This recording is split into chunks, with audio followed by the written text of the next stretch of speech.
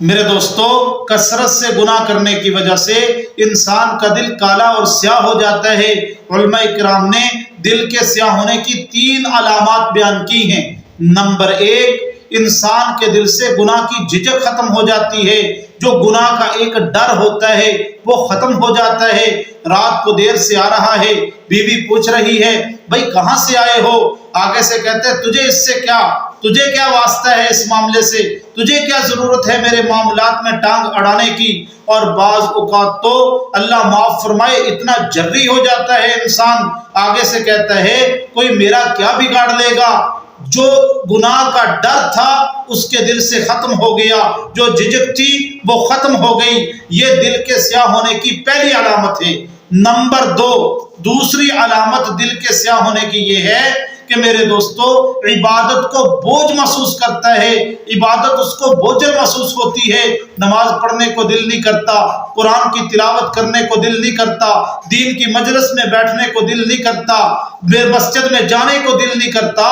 تو یہ عبادات کی طرف دل کا نہ جانا، اور اگر چلا جائے تو دل کا بوجھل ہو جانا، یہ دل کے سیاہ ہونے کی دوسری علامت ہے۔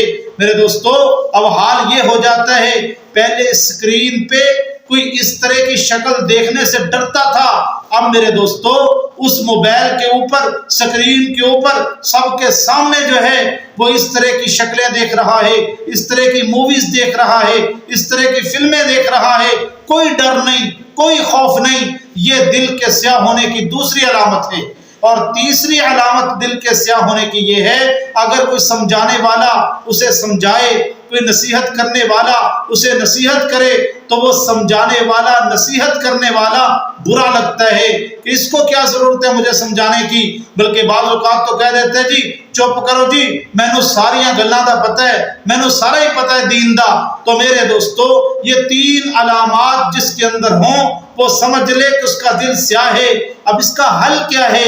یہ دل کی صفائی کیسے ہوگی؟ تو علماء کرام نے لکھا ہے جس کا دل خدا نہ خواستہ سیاہ ہو جائے تو اس کی صفائی کا بہترین طریقہ یہ ہے کہ وہ کثرت کے ساتھ استغفار کرے، استغفار کو زیادہ سے زیادہ کرے۔ اما عائشہ صدیقہ رضی اللہ تعالیٰ عنہا فرماتی ہیں حضور علیہ السلام نے فرمایا مبارک ہو اس شخص کو قیامت کے دن اس کے نامہ اعمال کے رجسٹروں میں جس کا استغفار زیادہ سے زیادہ لکھا ہوا ہوگا۔ اللہ کے نبی نے اسے مبارکباد دی ہے جس کا استغفار کثرت سے لکھا ہوا ہوگا اس کے نامہ اعمال کے اندر۔